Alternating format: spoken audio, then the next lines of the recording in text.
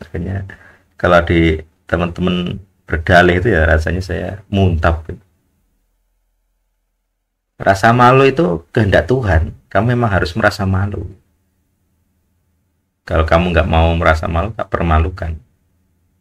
Jadi Tuhan itu memang sengaja mempermalukan. Dari kamu melarat, dari kamu ketok goblok. Saya dianggap bodoh. Dari DO. Dari dulu nggak lulus-lulus juga gitu. Dikomentari saya. Pinter orang lulus-lulus gitu. Ya itu. Di depan umum ngomongnya. Jadi kalau kalian tidak tidak senang dipermalukan, tapi ingin diberkati ya itu bukan cara El Sadi. Kalian harus dihancurkan dulu. Jadi kebanggaanmu dihancurkan dulu. Kamu bangga keturunan A, B, C. Dihancurkan. Kamu akan dicemooh. Kamu tuh siapa? Gayamu keturunan A, B, C tapi nggak punya apa. Nggak berhasil lah intinya.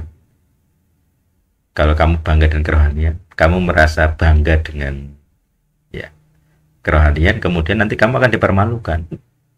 Saya jatuh dalam dosa, saya gagal dalam ini, dalam itu, dalam pelayanan. Kenapa?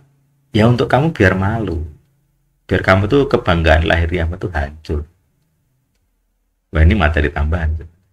Jadi rasa malu ini nanti menusuk ke kebanggaan lahiriah. Ya sudah beberapa kali saya bahas. Jadi kalau kalian tidak selesai dengan materi kebanggaan lahiriah, nggak akan selesai. Itu kuncinya. Makanya ini saya misalnya dulu Ayu pernah cerita, pernah protol giginya, terus cerita membanggakan gigi kelinci. Ya memang itu. Jadi kalau sekarang kamu protol gigimu itu supaya kamu nggak bangga dengan itu. Ya semarah-marahmu dengan semua peristiwa itu ada Tuhannya di situ.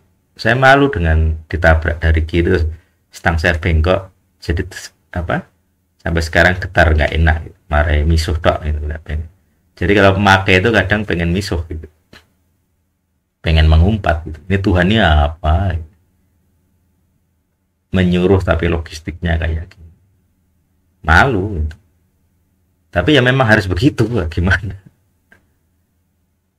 Tidak ada jalan enak. Jadi kalau hanya sekedar pengen cepet enak itu nggak bisa pakai background. Ya saya rasa itu udah lama sekali. Sebenarnya ya puncaknya itu sih. Jadi rasa malu ini akan apa namanya? Akan bermuara kepada kebanggaan lahiriahmu. Apa yang kamu banggakan? Ini yang ingin saya tekankan. Berarti kalau kamu masih gagal, masih apa namanya, belum berhasil mengatasi segala hal yang kamu anggap kelemahan gitu, saya bisa memberi petunjuk, guideline lah. Ini teori ya, karena tiap orang bisa beda-beda. Intinya begini, carilah di dalam dirimu apa kebanggaan lahiriah. Apakah tampangmu, apakah apa fisik gitu ya, apakah intelektual, cerdasan, apakah karir, apakah keluarga, gitu. Apapun. Kalau kamu punya kebanggaan dengan pendidikan, ya dicemooh. Bisa DO, bisa nilai jelek, ataupun nanti kalau kamu secara nilai bagus tapi nggak berhasil dalam pekerjaan, ya dicemooh juga. Seperti kemarin ada mahasiswa UI bangga, loh saya kan lulusan UI, kok saya kalah dengan lulusan STM. Ya ini sing goblok ya kowe. Kamu kira dengan di pekerjaan itu bisa membanggakan gelar UI-mu? Ya tidak. Di pekerjaan lebih penting bukan gelar itu, bukan merek gelar. Jadi kalau kita di pendidikan selalu disuruh bangga, oh kamu bangga lulusan ini, sekolah favorit dan sebagainya. Di pekerjaan, tidak jaminan. Saya punya teman yang secara sekolah SMA pun rendah sekali di kota saya. Swasta, kualitasnya rendah sekali. Bukan favorit, jelas. Kuliahnya juga. D3 yang bukan D3 mentereng. Mending ya D3 mentereng. D3 yang acak-acak Pak. Secara grade rendah sekali, secara topik materi jurusan juga biasa saja. Dia juga nggak cerdas di situ. Jadi dia di kuliahnya juga nggak cerdas. Tapi ketika kerja, wah, jangan tanya. Jadi sales juara dia.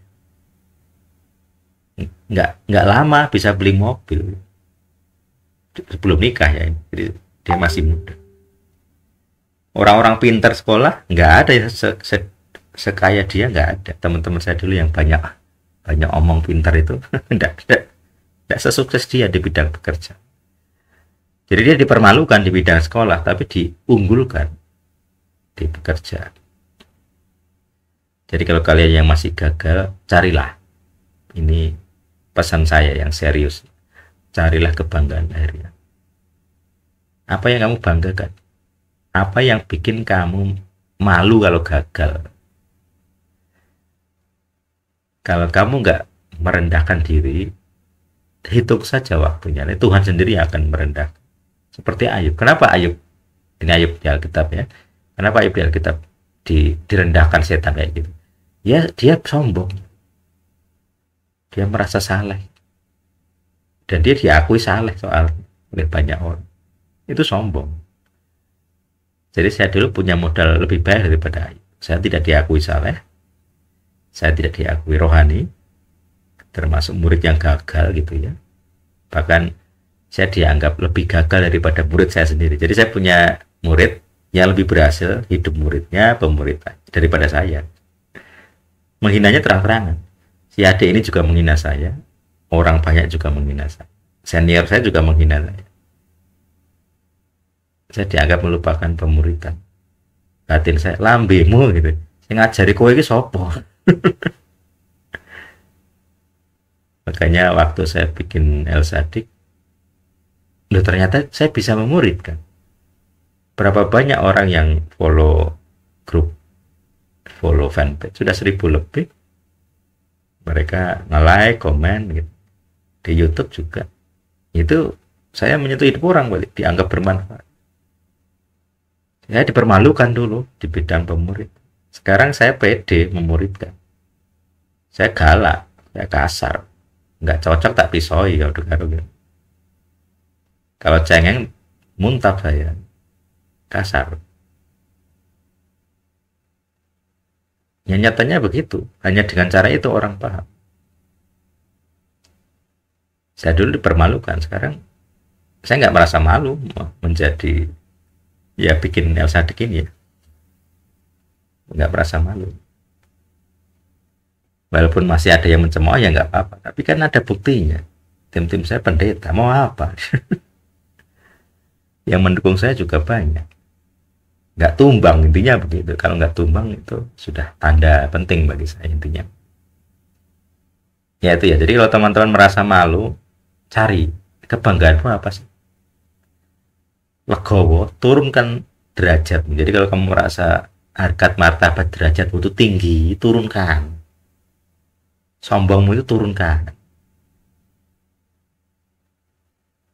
Kalau kamu malu bekerja, cari pekerjaan yang rendah.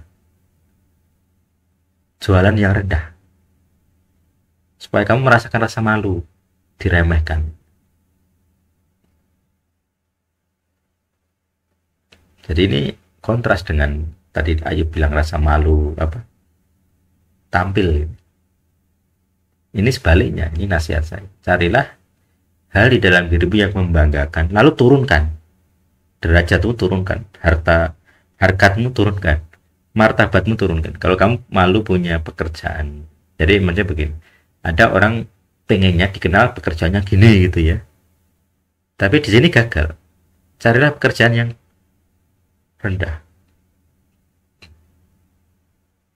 Ya dulu ada nasihat yang mulia yang saya sangat ingat itu. Kalau kamu lelaki menikah, kamu harus bekerja. Jualan karak ya enggak apa-apa. Ini salah satu nasihat dari beliau yang berkesan buat saya. Ya karena saya ngalami juga, saya dipermalukan di bidang karir. Yang mempermalukan saya pikir ya Tuhan sendiri.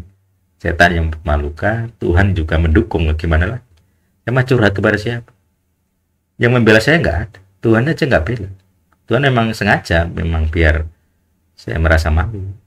Ada porsinya, harus ngalami maksudnya. Jadi kalau kalian menghindari atau nggak senang rasa malu, ya nggak bisa, harus ngalami. Makanya ya bagus, kayak Ayub juga sudah bisa cerita hal yang memalukan.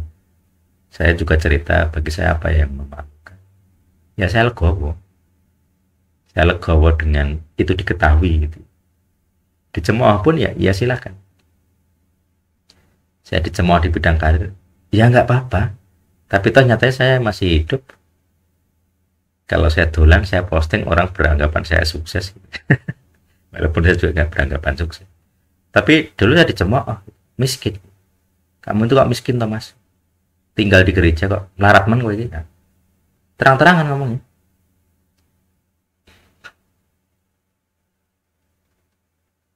Ya begitu prosesnya. Saya dihancurkan, dipermalukan. Jadi kalau kalian curhat tentang rasa malu itu, banyak yang sudah saya alami lebih parah. Lebih parah.